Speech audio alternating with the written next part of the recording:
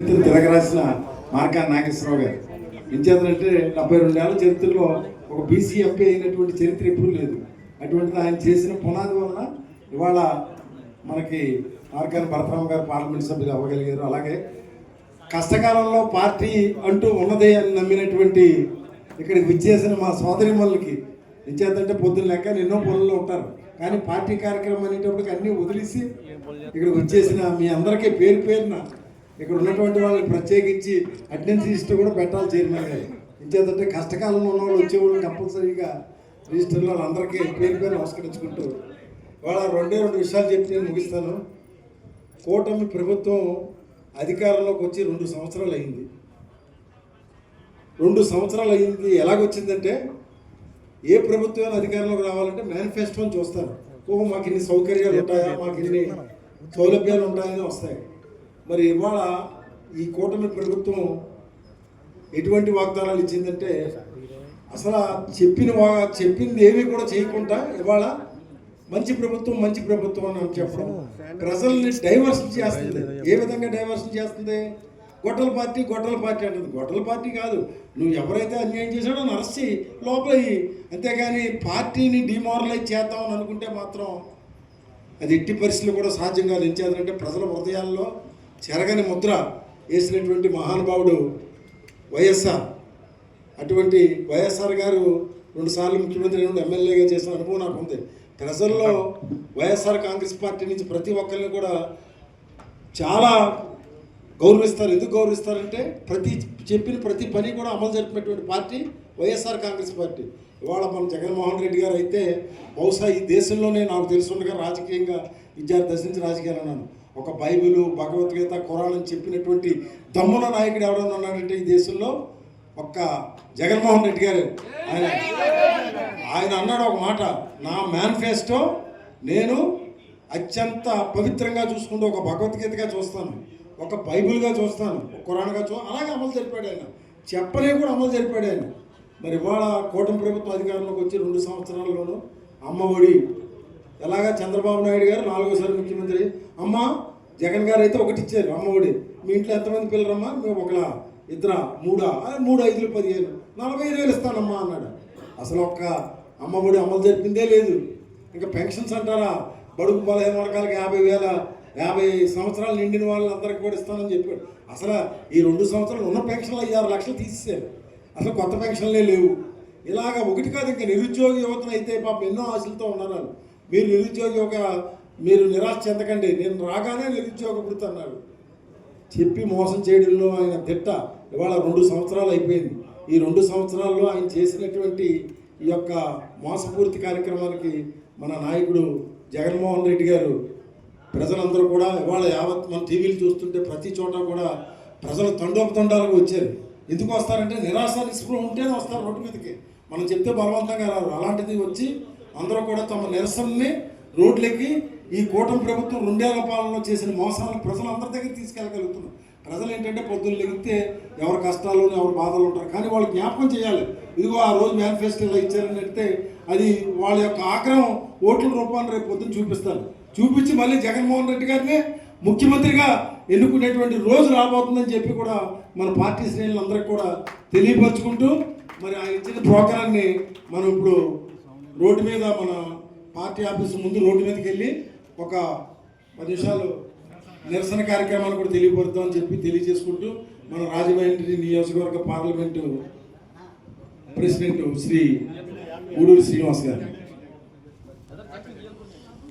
వైఎస్ఆర్ కుటుంబ సభ్యులందరికీ పేరు పేరున నమస్కరిస్తూ, పార్టీ పెద్దలు మాజీ శాసనసభ్యులు రావు సూర్యప్రకాష్ రావు గారికి, పెద్దలు శ్రీ మార్గా నాగేశ్వరరావు గారికి, మిగతా నాయకులందరికీ కూడా నమస్కరిస్తూ, ఈరోజు మనం వెన్నుపోటుకు 2 ఏళ్ళు అనే కార్యక్రమాన్ని చేపట్టాం.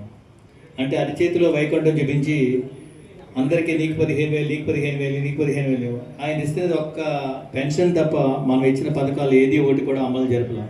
ప్రజలంతా కూడా ఆశాజీవులు. ఆయన అరిచేతిలో వైకుంఠం చూపించి మిమ్మల్ని అందరినీ పైకి తీసుకెళ్తానని చెప్పి డబ్బు సంపద సృష్టిస్తాను అని చెప్పాడు. ఏం సృష్టిస్తున్నాడు? ఇప్పుడు అప్పులు, రోజుకి ప్రతి వారం అప్పులు చేస్తున్నాడు. అప్పులు అప్పారావులా తయారయ్యాడు. ఈ మరో విషయం ఏంటంటే రాజధానిని పట్టుకుని అమరావతి రాజధాని లేకుండా చేశాడు జగన్ అని చెప్పి రాజధాని అమరావతి అని చెప్పి అక్కడ తెచ్చిన అప్పునంతే కూడా ఒక్క సంక్షేమ కార్యక్రమాన్ని కూడా ఉపయోగించకుండా అమరావతి పేరున వాళ్ళకి కావాల్సిన వాళ్ళందరికీ కూడా బినామీలను పెట్టి భూ దోపిడీ చేస్తున్న వ్యక్తి చంద్రబాబు నాయుడు. ఎప్పుడో ఆయనకి మెడకు చుట్టుకుని అమరావతి వల్లే ఆయన దిగిపోతాడు, అందులో ఎటువంటి సందేహం లేదు. మరో విషయం ఏంటంటే మళ్ళీ మాట్లాడితే మన మీద బురద జల్లుతున్నాడు. గొడ్డల పార్టీ అండి. గొడ్డల పార్టీ ఎవరిది బాబు? ఆయన వివేక హత్య కేసులో హత్య జరిగినప్పుడు ఉన్న ముఖ్యమంత్రి ఎవరు? నువ్వే. ఎందుకు దర్యాప్తు చేయలేదు అంటే నువ్వు ఎదుటి వాళ్ళని దూషించడానికి ఒక ఆయుధంగా ఉపయోగించుకోవడానికి చూస్తున్నావు తప్ప నువ్వు ముఖ్యమంత్రిగా ఉన్నప్పుడు జరిగిన హత్యలో నువ్వెందుకు స్పందించలేదు? అది నీ తప్పు. అది నువ్వు ఎప్పుడు కూడా గొడ్డల పార్టీ అనుకో. గొడ్డలి పరశురాముడి దగ్గర కూడా ఉంది. పరశురాముడు ఇలాంటి దుర్మార్గులందరినీ కూడా వెతికాడు. అలాంటి పరశురాముడే మా జగన్మోహన్ రెడ్డి. ఎప్పుడైనా నీకు ఆయన చేతిలోనే ఈ గొడ్డలతోనే మీ పార్టీకి శిరచ్ఛేదం జరుగుతుందని చెప్పి గట్టిగా చెప్తున్నాను. వెన్నుపోటు నీకు అలవాటైపోయింది. నువ్వు కాంగ్రెస్కి వెన్నుపోటు పడితే తెలుగుదేశంలోకి వచ్చావు. తెలుగుదేశంలో మీ మామగారికి వెన్నుపోటు పడిచావు, మీ బావమ్మగారికి వెన్నుపోటు పడిచావు హరికృష్ణకి. అలాగే అదేవిధంగా మీ తోడళ్ళకి వెన్నుపోటు పడిచావు. ఈ వెన్నుపోటు అనేది నీ నరాల్లో జీర్ణించిపోయింది. మేము ఇప్పటి నుంచి నిన్ను వెన్నుపోటు తెలుగుదేశం పార్టీ నేతగానే గుర్తిస్తాం. అసలు తెలుగుదేశం పార్టీ అనేది రామారావు గారితో అయిపోయింది. ఇప్పుడున్నది నీ చేతిలో ఉన్నది వెన్నుపోటు తెలుగుదేశం పార్టీ. ఇక నుంచి మేమంతా కూడా వెన్నుపోటు తెలుగుదేశం పార్టీ నేతగా నేను గుర్తిస్తున్నాం. నీకు రానున్న రోజుల్లో నీకు పరాభవం తప్పదని చెప్పి హెచ్చరిస్తూ సర్వే జనా సుఖినో భవంతు.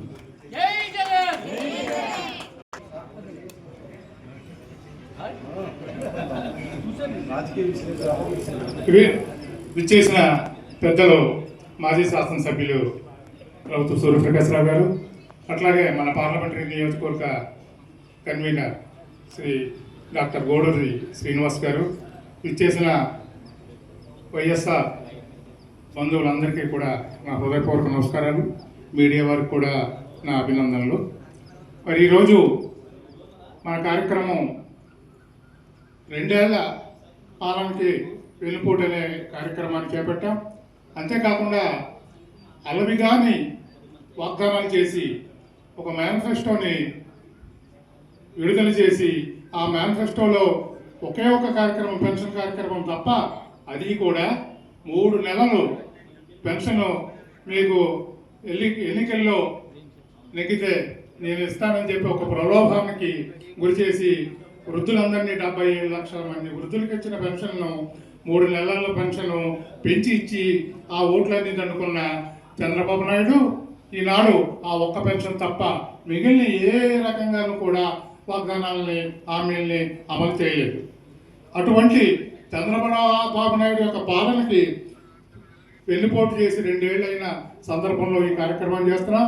అందుకని ఆ ఇచ్చిన మేనిఫెస్టోని మనం దహనం చేసి ఒక నిరసన కార్యక్రమాన్ని చేపట్టాలని మనం మన అధిష్టానం నుంచి మన వచ్చిన పిలుపుని అనుసరించి మనం ముందుకెళ్తున్నాం.